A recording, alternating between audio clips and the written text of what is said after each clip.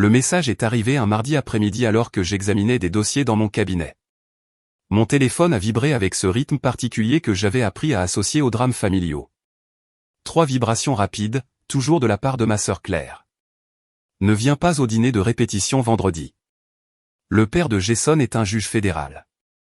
Nous ne pouvons pas te laisser nous embarrasser devant sa famille. C'est important. S'il te plaît, reste à l'écart. Je l'ai lu 2 fois, j'ai posé mon téléphone et je me suis remise aux mémoires d'appel devant moi. Mon greffier, Marcus, a frappé doucement. Juge Rivera, les plaidoiries pour l'affaire Henderson sont prévues pour 14 heures. Avez-vous besoin de quoi que ce soit avant que nous nous rendions à la salle d'audience? Je vais bien, Marcus. Merci. Il a hésité. Tout va bien? Vous avez l'air.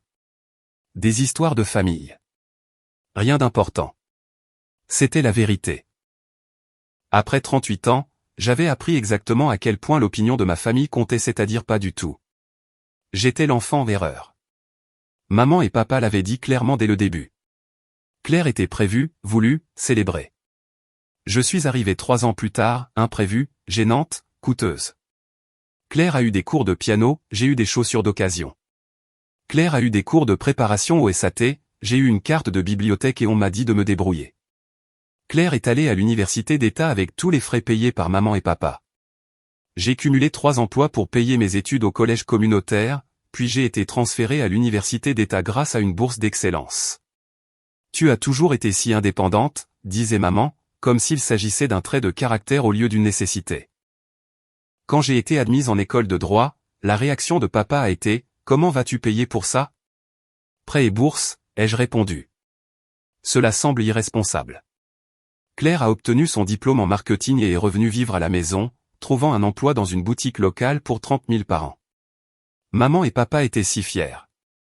J'ai obtenu mon diplôme de droit avec mention, j'ai été greffière pour un juge d'appel, puis pour un juge de circuit fédéral, j'ai travaillé comme avocate commise d'office pendant 6 ans, et j'ai postulé pour un poste de juge fédéral à 35 ans.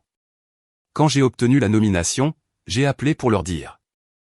C'est bien, a dit maman. Claire vient d'être promue assistante de direction. Nous l'emmenons dîner pour fêter ça. Je n'étais pas invité. Le truc avec le métier de juge fédéral, c'est que les gens supposent que vous êtes riche, ou que vous venez d'un milieu fortuné, ou que quelqu'un vous a offert le poste. La vérité est plus complexe.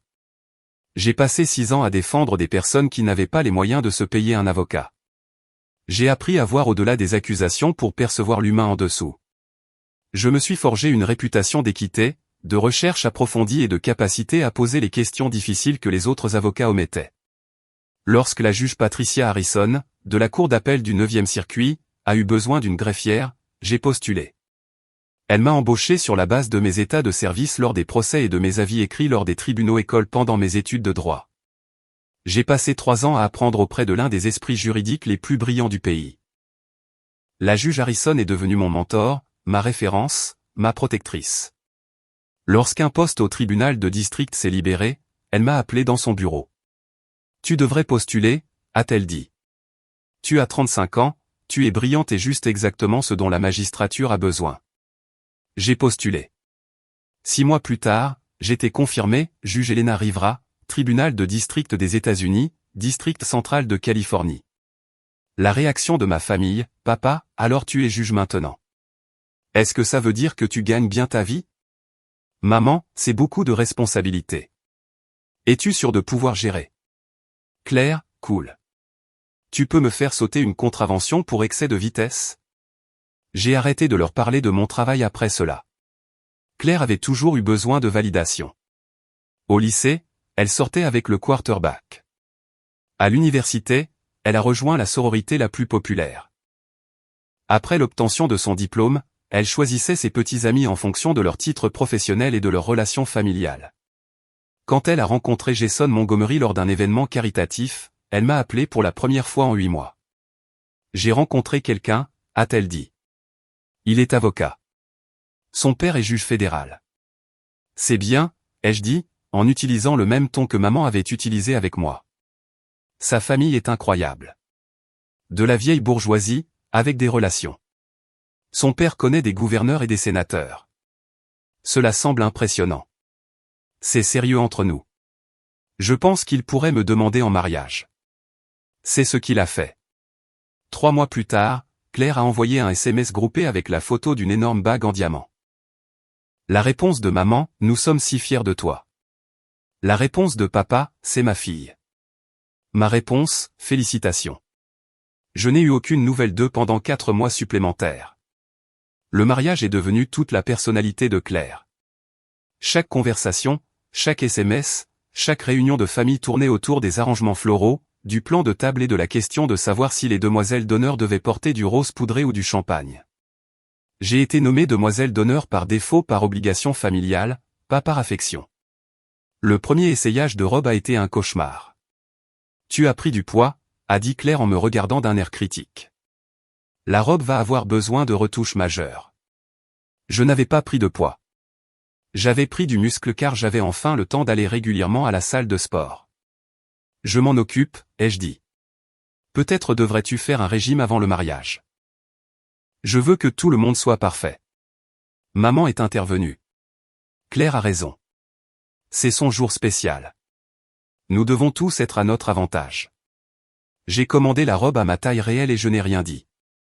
Le dîner de répétition est devenu l'obsession de Claire 3 mois avant le mariage.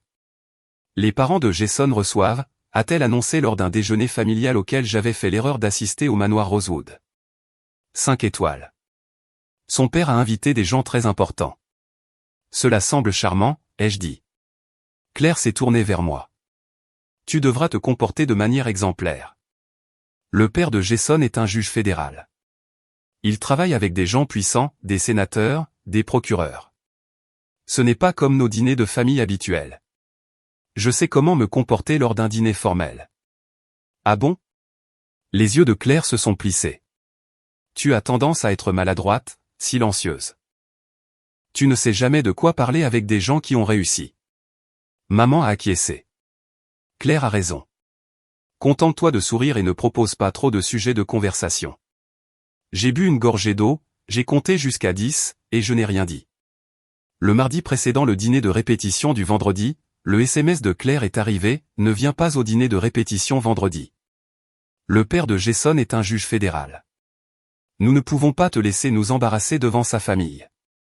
C'est important. S'il te plaît, reste à l'écart. Je l'ai fixé pendant un long moment.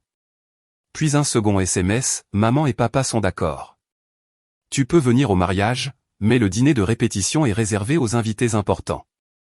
Un troisième SMS, n'en fais pas toute une histoire. Reste juste chez toi. J'ai fait une capture d'écran et je l'ai enregistrée dans un dossier que je tenais depuis des années, les preuves de ce qu'était réellement ma famille. Puis j'ai répondu par SMS, compris. La réponse de Claire a été immédiate, merci de ta compréhension. On se voit au mariage. J'ai posé mon téléphone et je me suis remise au travail.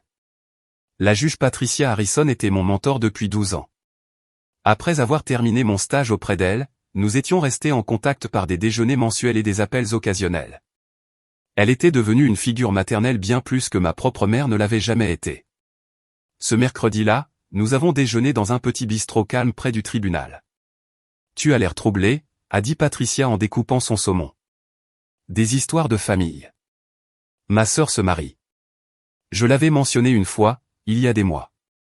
Patricia se souvenait de tout. Son fiancé est Jason Montgomery. La fourchette de Patricia s'est arrêtée à mi-chemin de sa bouche. Le fils de Robert? Vous connaissez le juge Montgomery, ai-je demandé, même si, bien sûr, elle le connaissait. Les juges fédéraux de Californie se connaissaient tous.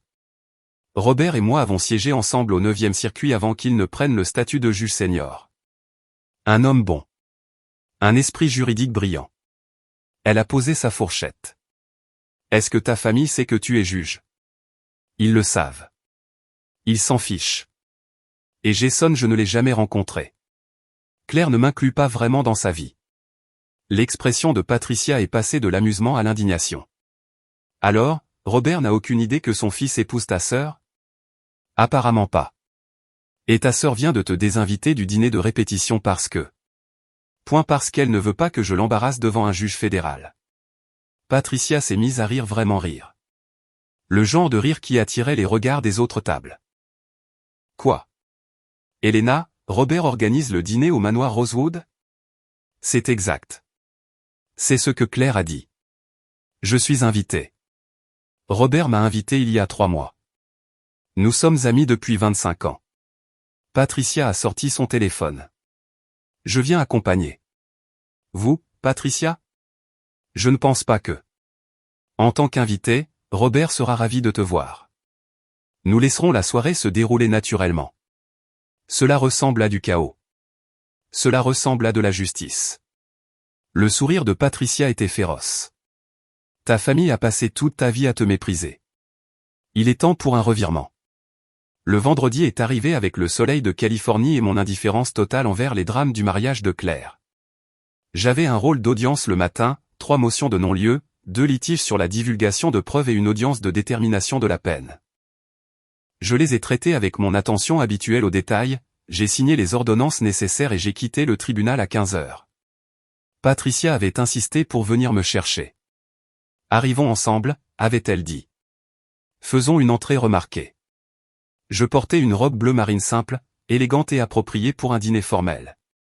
Mes cheveux étaient en chignon bas et je portais peu de bijoux, à l'exception des boucles d'oreilles en perles que Patricia m'avait offertes lors de ma nomination au tribunal. Patricia est arrivée à 18h15 dans un véhicule de service de voiture noire. Tu es parfaite, a-t-elle dit alors que je me glissais sur le siège arrière. Prête pour ça? Je suis prête à voir la tête de ma sœur quand la juge Harrison me reconnaîtra. Robert va adorer ça. Il déteste la prétention. Il l'a toujours détesté. Le trajet vers le manoir Rosewood a duré 20 minutes. Le restaurant était exactement aussi prétentieux que je l'avais imaginé, façade en pierre, service de voiturier et un portier avec un véritable haut de forme. C'est parti, a dit Patricia alors que nous descendions. La salle à manger privée du manoir Rosewood était magnifique. Lustre en cristal, fenêtre du sol au plafond donnant sur un jardin, et des tables dressées avec de la porcelaine qui coûtait probablement plus cher que ma première voiture. J'ai repéré ma famille immédiatement. Maman et papa à la table d'honneur, habillés comme s'ils rencontraient la royauté. Claire dans une robe de cocktail blanche, riant trop fort à quelque chose que la mère de Jason disait. Jason lui-même, grand et beau, correspondant en tout point à l'avocat brillant décrit par Claire.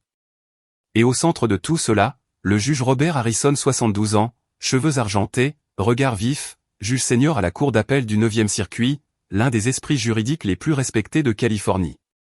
Patricia et moi avons marqué une pause à l'entrée. Claire m'a vu la première. Son visage est passé du rire à la confusion, puis à une horreur absolue en moins de 3 secondes. Elle s'est levée si vite que sa chaise a raclé le sol. Qu'est-ce que tu fais ici? La pièce s'est tue. Je suis l'invité de la juge Harrison, a dit Patricia avec aisance avant que je ne puisse répondre. Robert Harrison s'est retourné. Son visage s'est éclairé. Patricia, te voilà. Puis ses yeux se sont posés sur moi et il s'est figé. Une immobilité totale. Juge Rivera? Le silence s'est fait dans la pièce. Pas un simple calme, le silence. Le genre de silence où l'on peut entendre les verres en cristal trembler sur les tables. Juge Harrison, ai-je dit calmement. C'est un plaisir de vous voir. Robert a traversé la pièce en 4 grandes enjambées. Elena, mon Dieu, qu'est-ce que vous faites ici? Patricia m'a invité, mais je ne savais pas que vous. Il a regardé autour de lui, confus. Puis ses yeux se sont posés sur Claire et Jason, puis sont revenus vers moi. Attendez, êtes-vous Lia? Claire est ma sœur. Je l'ai regardé assimiler l'information, j'ai vu les liens se former dans son brillant esprit juridique. Votre sœur épouse mon fils? Apparemment. Claire a laissé échapper un son entre un halètement et un étouffement. Jason s'est levé. Papa, tu la connais? L'expression de Robert était la confusion pure. Si je la connais? Jason, la juge Rivera a été ma greffière il y a 15 ans au 9e circuit. C'est l'un des esprits juridiques les plus brillants avec lesquels j'ai jamais travaillé. Il s'est tourné de nouveau vers moi. Je n'avais aucune idée que vous étiez la sœur de Claire. Nous ne crions pas vraiment notre lien sur les toits, ai-je dit. Patricia souriait comme si Noël était arrivé en avance. La fourchette de Claire a heurté son assiette avec un fracas qui a résonné dans la pièce silencieuse. Tu es juge. La voix de Claire a déraillé. Tu es vraiment une juge fédérale? Tribunal de district, ai-je dit. District central de Californie. Depuis quand? 3 ans. Je vous l'ai dit le jour de ma nomination. Papa a demandé si je gagnais bien ma vie. Maman a demandé si je pouvais assumer la responsabilité. Tu as demandé si je pouvais te faire sauter une contravention. L'expression de Robert Harrison s'est assombrie. Pardon, quoi? Maman est intervenue. Elena, ce n'est pas le moment. En fait, Virginia, je pense que c'est exactement le moment. La voix de Patricia a tranché l'air comme un marteau de juge. Votre fille est juge fédérale depuis 3 ans. Elle a présidé des centaines d'affaires. C'est l'une des jeunes juges les plus respectées de Californie, et vous n'avez pas pensé que cela valait la peine d'être fêté? Papa s'est levé. Maintenant, attendez une minute. Assieds-toi, Frank. La voix de Robert avait le poids de décennies passées sur le banc. Je veux entendre ça. Jason me fixait comme si une deuxième tête m'était poussée. Vous êtes la juge Elena Rivera? Oui. J'ai cité votre avis dans l'affaire Rodriguez contre l'État le mois dernier. L'affaire de perquisition liée au 4e amendement.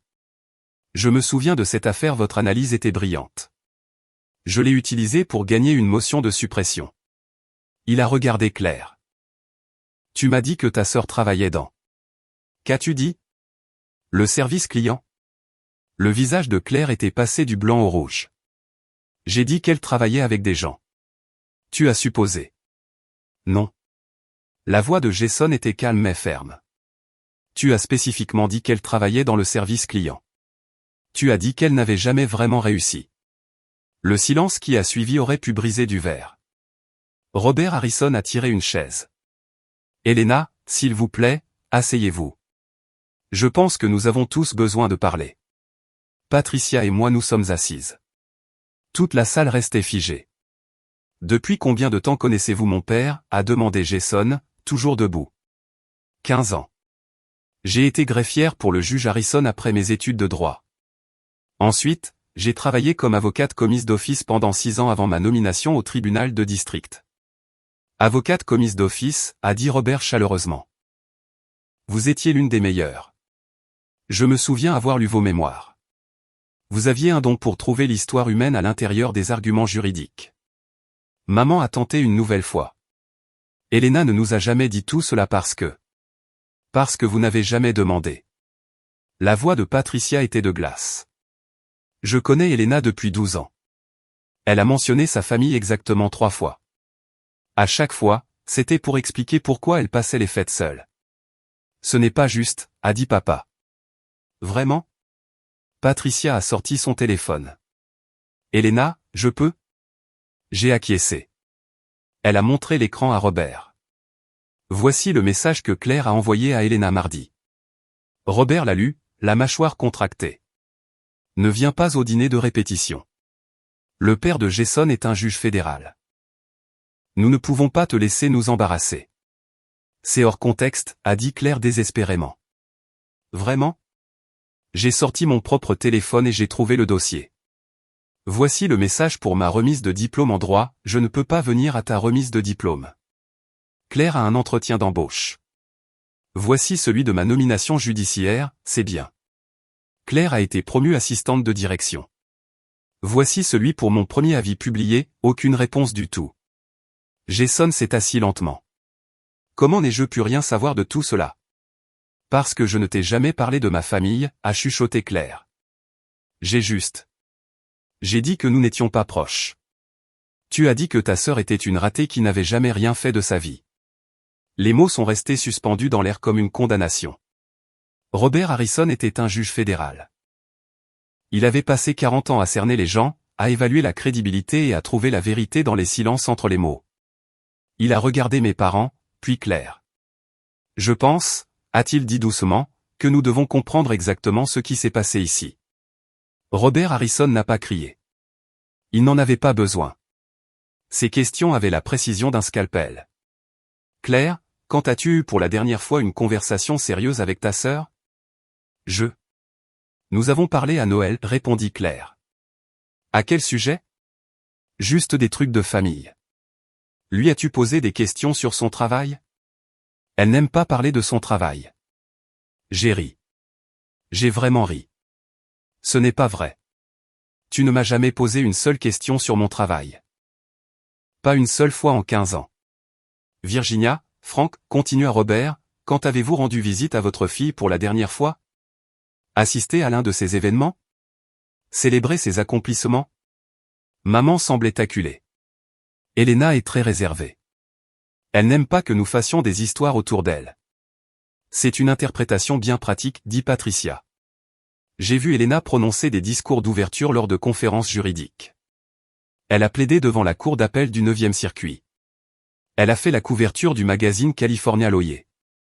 Elle est la plus jeune juge fédérale nommée dans ce district depuis 20 ans. Êtes-vous en train de me dire que rien de tout cela ne valait la peine d'être souligné? Le visage de papa était rouge. Elle ne nous a jamais invités à aucune de ces choses. Parce que vous n'êtes jamais venu quand elle vous invitait, dis-je, gardant une voix calme. Professionnelle. Le même ton que j'utilisais au tribunal.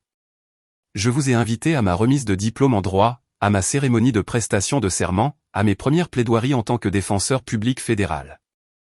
Vous avez dit que vous étiez occupé à chaque fois. Claire pleurait maintenant. Des larmes silencieuses et désespérées. Je ne savais pas que tu avais réussi. Tu ne l'as jamais dit. Je l'ai dit. Tu n'as pas écouté. Il y a une différence. Jason se leva et s'éloigna de la table. Il se tint près des fenêtres, regardant le jardin. Robert l'observa, puis se tourna de nouveau vers ma famille. Voici ce que je comprends. Vous avez une fille qui a financé seule ses études universitaires et de droit, qui a été assistante juridique pour des juges fédéraux, qui a bâti une carrière en défendant des personnes qui ne pouvaient pas se défendre elles-mêmes, et qui a été nommée au banc fédéral à 35 ans. Et votre réaction a été de faire quoi? L'ignorer? La mépriser? Ne plus l'inviter aux événements familiaux parce qu'elle pourrait vous embarrasser? Nous ne l'avons pas désinvité des événements familiaux, protesta faiblement papa. Je sortis un autre SMS et le lus à haute voix. Ceci date de la dernière fête de l'Action de grâce, nous dînons dans le nouvel appartement de Claire. Petit comité. Juste nous et la famille de Jason. Saute peut-être celui-là. Je l'ai sauté. J'ai passé la fête de l'Action de grâce à réviser des dossiers juridiques et à manger des plats à emporter. La main de Patricia trouva la mienne sous la table et la serra. Et la partie vraiment remarquable, dit Robert, sa voix devenant froide et judiciaire, c'est que vous lui avez envoyé un message mardi pour lui dire de ne pas venir ce soir parce que vous aviez peur qu'elle vous embarrasse. Devant moi, un juge fédéral. Il secoua la tête. J'ai vu beaucoup de choses en 40 ans de carrière, mais ceci. C'est une cruauté d'un genre spécial. Jason revint à la table et s'assit à côté de moi, pas à côté de Claire. Juge Rivera, dit-il formellement, je dois vous présenter mes excuses. J'ai cru ce qu'on m'a dit à votre sujet. Je ne l'ai jamais remis en question.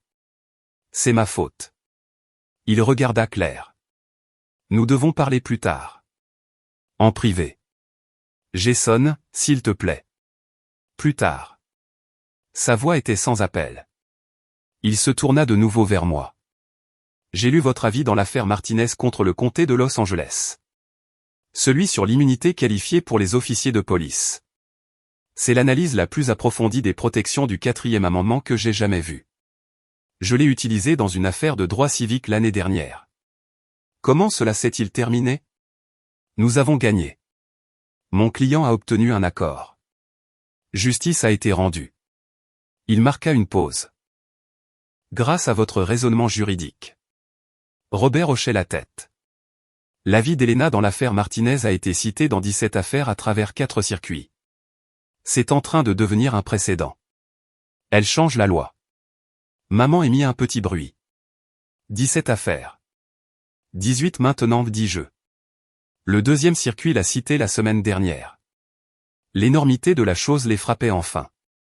Pas seulement le fait que je réussisse, mais que j'étais influente, respectée et connue dans des cercles juridiques qu'ils avaient passé des mois à essayer d'impressionner. Combien gagne un juge fédéral? Demanda papa, parce qu'évidemment, il l'a fait. 233 000 $ par an, dis-je. Plus les avantages, nomination à vie. Son visage devint pâle. Je possède aussi ma propre maison, Une maison d'artisan de 3 chambres à Pasadena, payée l'année dernière. J'ai un portefeuille de retraite d'une valeur d'environ 1,2 million de dollars. Je conduis une Tesla payée. Je n'ai aucune dette. Je gardais une voix égale. Mais merci de vous soucier de ma stabilité financière. Cela n'a pris que 38 ans. Claire sanglotait maintenant. De grands sanglots convulsifs. Jason lui tendit une serviette mais ne dit rien. Patricia Harrison était restée silencieuse pendant plusieurs minutes, observant et évaluant. Maintenant, elle se pencha en avant. Je veux vous dire quelque chose sur votre fille, dit-elle à mes parents. Quelque chose que vous auriez dû savoir, mais que vous ignorez apparemment. Maman semblait terrifiée. Papa avait simplement l'air vaincu. Quand Elena était mon assistante juridique, je la faisais travailler 80 heures par semaine. Les affaires fédérales en appel sont complexes, exigeantes. La plupart des assistants s'épuisent en un an. Elena s'est épanouie. Elle voyait des schémas que d'autres assistants manquaient. Elle trouvait des jurisprudences qui changeaient les résultats. Elle écrivait des mémos que j'utilisais parfois mot pour mot dans mes avis publiés. Elle se tourna vers moi avec une sorte de fierté. Après qu'elle a quitté mon cabinet, je l'ai recommandée à tous les juges fédéraux qui voulaient bien m'écouter. Quand le poste au tribunal de district s'est libéré, j'ai personnellement appelé 5 sénateurs pour plaider en faveur de sa nomination parce qu'elle n'était pas seulement bonne. Elle était exceptionnelle. Je ne savais pas que vous aviez fait cela, dis-je doucement. Parce que tu ne cherches pas la reconnaissance. Tu fais simplement le travail. Patricia regarda de nouveau ma famille. Et c'est cette personne que vous avez méprisée. C'est à elle que vous avez dit de ne pas venir ce soir parce qu'elle pourrait vous embarrasser. Robert Harrison se leva. Je pense que nous avons besoin d'un moment. Jason, Elena, Patricia, voulez-vous me rejoindre dans le jardin? J'ai besoin d'air.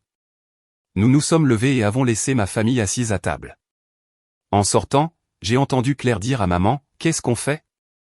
La réponse de maman fut, « Je ne sais pas. » Le jardin derrière Rosewood Manor était magnifique. Des chemins de pierre, du jasmin de nuit et un éclairage doux qui donnait à tout l'aspect d'un tableau. Robert alluma un cigare et en offrit un à Jason, qui refusa. « Je suis désolé, me dit Robert. Je n'avais aucune idée que la fiancée de Jason avait un lien de parenté avec vous. Si j'avais su. Vous auriez fait quoi? Lui auriez-vous dit de ne pas l'épouser? Non, mais j'aurais insisté pour qu'elle vous traite avec respect. Je me serais assuré que Jason sache qui vous étiez. Jason faisait les 100 pas, je me sens comme un idiot. Tu n'es pas un idiot, dis-je. Tu as cru ce qu'on t'a dit. C'est normal. Mais je suis avocat. Je suis censé vérifier les sources, remettre en question les suppositions. Il s'arrêta de marcher. Au lieu de cela, j'ai juste accepté que la sœur de ma fiancée n'était personne d'important. Pour être juste envers toi, c'est ce que ma famille a toujours cru. Patricia m'observait attentivement. Comment te sens-tu en ce moment? Honnêtement? Réhabilité, mais aussi triste. Triste parce que cela n'avait pas à se passer ainsi. S'ils s'étaient souciés ne serait-ce qu'un peu, nous aurions pu avoir une relation. Ils auraient pu être fiers. Je regardais vers le restaurant. Mais ils n'en étaient pas capables. Robert tira une longue bouffée de son cigare. Que veux-tu qu'il se passe maintenant? Comment cela? Veux-tu que je mette fin à ce dîner? Que je les renvoie chez eux? C'est moi qui invite. J'ai cette autorité. J'y réfléchis. Le pouvoir en ce moment était mien. Un renversement complet. Je pourrais les humilier comme ils m'avaient humilié pendant des années, mais ce n'était pas qui j'étais. Non, dis-je. Laissons le dîner continuer. Mais je ne m'assieds pas à leur table. C'est fait. Tu t'assoiras avec Patricia et moi. Nous aurons notre propre conversation.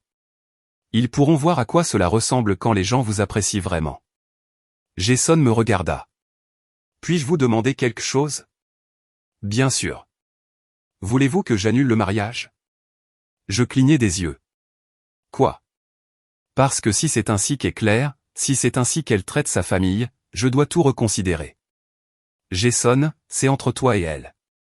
Ce n'est pas ma décision. Mais tu sais, elle n'est ma sœur que biologiquement. Nous n'avons pas de relation. Pas depuis des années. Donc, Quoi que tu décides, décide-le en fonction de qui elle est pour toi, pas de qui elle est pour moi. Il hocha la tête lentement. C'est juste. Mais j'ai besoin de réfléchir. Robert tapa l'épaule de son fils. Prends le temps qu'il te faut. Le mariage est un engagement pour la vie. Assure-toi de t'engager avec la bonne personne. Nous sommes retournés dans la salle à manger. La disposition des places avait discrètement changé. Patricia, Robert et moi étions assis à une table. Jason nous rejoignit après un moment d'hésitation. Ma famille resta à sa table d'origine, Claire, maman, papa et la mère de Jason, qui semblaient totalement déconcertés par tout ce qui se passait. Le premier plat arriva, une bisque de homard. Robert leva son verre. Un toast à Elena Rivera, l'une des plus brillantes juristes avec qui j'ai eu le privilège de travailler, et aux retrouvailles inattendues. À Elena, répéta Patricia. Nous avons bu.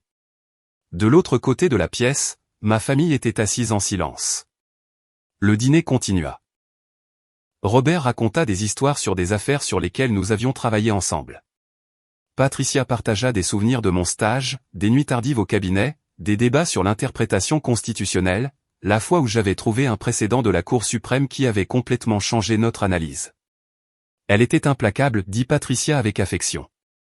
Je pensais que nous nous étions mis d'accord sur un avis, et Elena revenait avec une affaire de 1952 que personne n'avait citée depuis 70 ans, mais qui était directement pertinente. C'est du bon travail d'avocat, dit Jason. Il avait été silencieux pendant la majeure partie du repas. C'est du travail d'avocat brillant, corrigea Robert. La plupart des assistants peuvent trouver des affaires récentes. Trouver les précédents oubliés qui changent les résultats? C'est de l'art. Je me sentis me détendre. C'était mon monde. C'étaient mes proches. Pas la famille qui partageait mon sang, mais la famille que je m'étais bâtie par le travail, le respect et des valeurs partagées. Le plat principal arriva, un filet mignon. Claire apparut à notre table, les yeux rouges, la voix tremblante. Puis-je te parler? Je levai les yeux. Nous sommes en plein dîner. S'il te plaît. Juste 5 minutes. Robert se leva. Nous allons vous laisser de l'intimité, Elena, si vous voulez que nous nous éloignions. C'est bon. 5 minutes. Ils se dirigèrent vers le bar. Claire s'assit dans la chaise vacante de Patricia. Je suis désolée, dit-elle immédiatement. Pour quelle partie? Pour tout. Je ne savais pas que tu étais juge. J'aurais dû savoir. J'aurais dû demander. J'aurais dû m'en soucier. Oui, tu aurais dû. Pouvons-nous réparer cela? Je regardais ma sœur. Je la regardais vraiment. Je vis la robe de créateur, les mèches coûteuses, la bague qui coûtait probablement plus cher que ma première année de droit. Je ne sais pas, dis-je honnêtement. Ce n'était pas juste un moment, Claire. C'était 38 ans à être invisible pour toi, à être l'embarras, la déception, la sœur que tu cachais à ton fiancé Prosper. Je ne t'ai pas caché. Tu as dit à Jason que je travaillais au service client. Tu m'as désinvité de ton dîner de répétition parce que tu pensais que je t'embarrasserais devant un homme qui me connaît et me respecte depuis 15 ans. Je gardais une voix égale. Ce n'est pas un malentendu. C'est un choix. Des années de choix. Je veux réparer cela. Pourquoi? Parce que tu es embarrassé? Parce que le père de Jason pense que tu es cruel? Ou parce que tu regrettes réellement la façon dont tu m'as traité? Elle ouvrit la bouche, la referma, et recommença à pleurer. C'est ce que je pensais, dis-je doucement. Jason revint à la table avant que Claire ne puisse répondre. Il avait été au bar avec sa mère, leur conversation avait semblé tendue. Claire, nous devons y aller. Le dîner est terminé pour nous. Il me regarda. Juge Rivera, je suis désolé de la tournure qu'a prise cette soirée. Vous méritiez mieux. Merci. Il se tourna vers Claire. Allons-y. Nous devons parler. Ils partirent. Les yeux de Claire me supplièrent une dernière fois avant que Jason ne la guide vers la sortie. Mes parents restèrent à leur table, paraissant petits et incertains. Robert, Patricia et moi avons fini notre repas, avons parlé d'affaires, avons bavardé sur d'autres juges et avons discuté de la prochaine conférence du barreau. À 22 heures, Robert demanda l'addition. Elena, Patricia, merci d'avoir été là ce soir. Ce n'était pas la soirée que j'avais prévue, mais je suis content que la vérité ait éclaté. Moi aussi, dis-je. Alors que nous nous levions pour partir, papa s'approcha. Pouvons-nous parler demain? Peut-être. Je ne pense pas, Elena. S'il te plaît. Nous sommes une famille. Non, dis-je. Vous êtes des gens avec qui j'ai un lien de parenté. La famille, ce sont les gens qui sont là, qui célèbrent vos succès, qui vous apprécient. Je fis un geste vers Patricia et Robert. Ça, c'est la famille. Maman rejoignit papa. Nous voulons arranger les choses. Vous avez eu 38 ans pour arranger les choses. Vous avez choisi de ne pas le faire. Je ramassai mon sac à main. Je ne suis pas en colère. J'en ai juste fini. Tu ne peux pas penser cela. Je suis juge fédéral. Je pense tout ce que je dis. C'est un peu le métier. Je sortis avec Patricia et Robert, laissant mes parents debout dans cette magnifique salle à manger, comprenant enfin ce qu'ils avaient perdu. Le week-end suivant le dîner de répétition fut calme. Pas d'appel de ma famille, pas de message de Claire, juste le silence. Lundi matin, j'étais de retour au cabinet. Marcus m'apporta du café et un regard inquiet. Ça va? Vous semblez plus légère, d'une certaine manière. Les histoires de famille se sont résolues d'elles-mêmes. Bien résolues ou mal résolues? Résolues par la vérité, ce qui revient au même que bien. Cet après-midi-là, Jason Montgomery appela mon assistant pour fixer un rendez-vous. Personnel ou professionnel, demandai-je à Marcus. Il a dit professionnel. Il a une affaire dont il veut discuter. Une question de droit civique pro bono. Mets-le dans mon calendrier. Jason arriva mardi à 14 h. Tenue professionnelle. Porte-document. Aucune mention de Claire ou du dîner. Juge Rivera, merci de me recevoir. Que puis-je faire pour vous? Je représente un client qui a été arrêté à tort. Violation du 4e amendement. J'espère passer devant vous pour une motion de suppression. A-t-elle été assignée à mon tribunal? Pas encore. Attribution aléatoire. Mais je voulais vous parler de la théorie juridique de toute façon. Nous avons passé 1 heure à discuter de droit constitutionnel. Jason était vif, préparé et posait de bonnes questions. Alors qu'il rangeait ses affaires pour partir, il marqua une pause. Puis-je poser une question personnelle? Vous pouvez poser la question. Saviez-vous qui j'étais quand nous nous sommes rencontrés vendredi soir? Non. Patricia me l'a dit la veille. Je ne vous avais jamais rencontré, mais vous êtes venu quand même. Patricia m'a invité, et je voulais voir la tête de Claire quand elle réaliserait qui j'étais. Il sourit, un vrai sourire. Est-ce que ça en valait la peine? Complètement. Pour ce que ça vaut, j'ai rompu les fiançailles. Je m'adossai à mon siège. À cause de vendredi? À cause de ce que vendredi a révélé. Claire ne s'est pas contentée de vous mépriser. Elle a construit toute son identité sur le fait de paraître réussir tout en vous rabaissant. Ce n'est pas quelqu'un que je veux épouser. Il ferma son porte-document. Mon père avait raison. Le mariage est pour la vie. J'ai besoin de quelqu'un qui valorise les gens, pas le statut. Je suis désolé. Ne le soyez pas. Vous m'avez sauvé d'une erreur. Il se dirigea vers la porte, puis se retourna. J'aimerais rester en contact, si c'est approprié. En tant que collègue. J'aimerais beaucoup cela. Après son départ, Patricia appela. J'ai entendu dire que Jason avait annulé les fiançailles. Les nouvelles vont vite. Robert me l'a dit ce matin. Claire l'a appelé en pleurant, l'a supplié de parler à Jason. Qu'est-ce que Robert a dit? Que son fils prend ses propres décisions, et que Claire lui avait montré exactement qui elle était. Je m'appuyais contre le dossier de ma chaise et regardais la photo encadrée sur mon bureau, Patricia et moi lors de ma cérémonie de prestation de serment. La famille qui comptait. Comment te sens-tu? Demanda Patricia. Libre.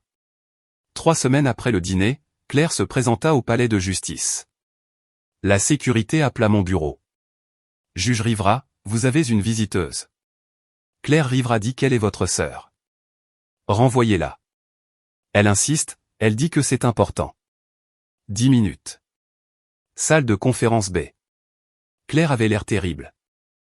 Pas de maquillage, un jean et un sweatshirt. Les cheveux en queue de cheval ébouriffés. Merci de me recevoir, dit-elle. Tu as 10 minutes. Jason ne répond plus à mes appels. Son père ne veut pas aider. Maman et papa sont dévastés. Tout s'effondre et tu veux que je répare ça? Je veux que tu me dises comment réparer ça. Je m'adossai à ma chaise. Tu ne peux pas. Jason a fait son choix en fonction de qui tu lui as montré que tu étais. Cela ne se répare pas avec des excuses. Mais tu pourrais lui parler. Lui dire que j'ai changé. As-tu changé? Elle cligna des yeux. Quoi? As-tu changé, ou es-tu simplement contrarié d'avoir perdu quelque chose que tu voulais? Silence. C'est bien ce que je pensais. Je me levai. Claire, je vais te dire quelque chose, et je veux que tu l'écoutes vraiment.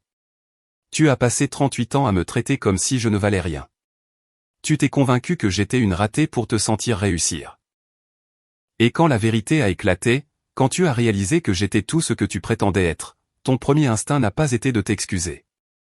C'était de trouver comment utiliser ma relation pour régler ton problème. Ce n'est pas le cas, même maintenant. Tu n'es pas ici parce que tu es désolé. Tu es ici parce que tu veux quelque chose de moi. Son visage se décomposa. Je ne sais pas comment être différente. Alors trouve comment, mais fais-le loin de moi. J'appelai la sécurité et les fis l'escorter dehors. Ce fut la dernière fois que je vis Claire. 6 mois plus tard, maman envoya un email. Objet, pouvons-nous parler? Je l'ai supprimé. 1 mois après cela, papa envoya une lettre à mon cabinet. Marcus me la tendit avec un regard interrogateur. Drame familial, dis-je. La lettre faisait 3 pages s'excusant, expliquant, demandant une autre chance. Je l'ai classée et n'ai pas répondu. 3 mois après cela, Claire envoya une invitation de mariage pas avec Jason. Elle était apparemment passée à autre chose. Un certain Brad qui travaillait dans la finance. Je n'ai pas répondu. Patricia m'en parla lors d'un déjeuner. Est-ce que tu regrettes parfois de les avoir coupés de ta vie? Non. Ils ont eu 38 ans pour être ma famille. Ils ont choisi de ne pas l'être. Je ne suis pas obligé de leur donner une 39e année. Aucun regret pour Jason? Jason a pris la bonne décision. Il mérite quelqu'un de mieux que Claire. Il sort avec quelqu'un de son cabinet. Une autre avocate en droit civique. Il semble heureux. Tant mieux pour lui. Patricia m'étudia. Tu es vraiment en paix avec tout cela? Je le suis. Parce que j'ai appris quelque chose d'important. La famille n'est pas une question de biologie. C'est un choix. Tu me choisis. Robert me choisit. Mes collègues, mes assistants, les avocats que je conseille, ils me choisissent. Cela suffit. C'est plus qu'assez, dit Patricia. C'est tout. 2 ans après le dîner de répétition qui avait tout terminé, j'ai été nommé à la cour d'appel du 9e circuit. Patricia m'appela en criant. De vrais cris. Tu vas à la cour d'appel. Si je suis confirmé. Tu seras confirmé. Robert et moi nous en assurons. Le processus de confirmation prit 8 mois, audition, vérification d'antécédents et témoignages de collègues. Robert Harrison témoigna en ma faveur. Patricia aussi. Tout comme Jason Montgomery, qui était devenu un collègue proche et un ami. La juge Rivera représente le meilleur de la magistrature fédérale, déclara Robert devant le comité du Sénat. Elle est juste, minutieuse, brillante, et elle comprend que la justice n'est pas seulement une question de loi. C'est une question d'humanité. J'ai été confirmé par 92 voix contre 8. À 40 ans, je suis devenu l'un des plus jeunes juges jamais nommés à la cour d'appel du 9e circuit. La cérémonie de prestation de serment était comble, collègues, avocats, étudiants en droit, et des personnes que j'avais conseillées et avec qui j'avais travaillé. Patricia se tenait à mes côtés. Robert fit prêter le serment. Au fond de la salle, je vis un visage familier, Claire. Elle avait réussi à être au courant de la cérémonie.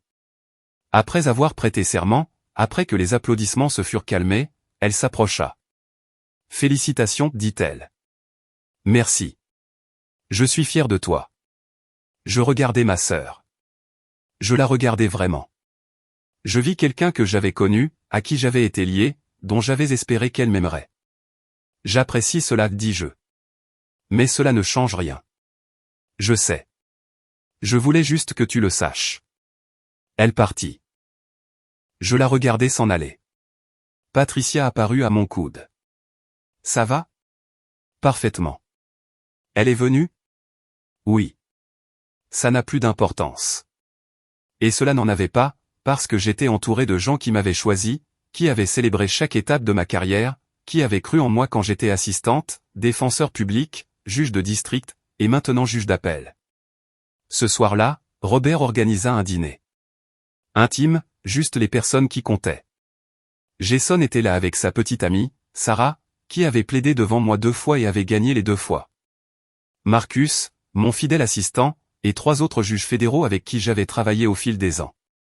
Nous avons porté des toasts, raconté des histoires, ri d'affaires et de débats de conférences, et de la fois où j'avais accidentellement appelé un juge de haut rang par le mauvais nom lors d'une plaidoirie.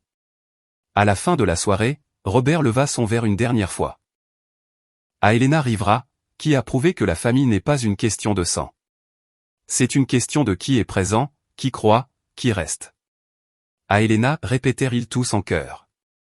Je regardais autour de la table les visages de ceux qui m'appréciaient, me respectaient et m'aimaient. C'était cela, la famille. C'était tout. Et ma sœur, assise quelque part seule, réalisant ce qu'elle avait perdu, ne comprendrait jamais que le moment qu'elle redoutait le plus, le moment qu'elle avait essayé d'empêcher en me désinvitant de son dîner de répétition, était le moment où j'avais enfin été libéré. Libre de trouver la famille que je méritais. Libre de bâtir la vie que j'avais gagnée. Libre d'être exactement qui j'avais toujours été censé être. Une juge fédérale, un mentor, une amie, quelqu'un qui comptait. Pas parce que ma famille l'avait enfin reconnu, mais parce que j'avais bâti une vie où la reconnaissance venait de personnes qui savaient réellement comment la donner.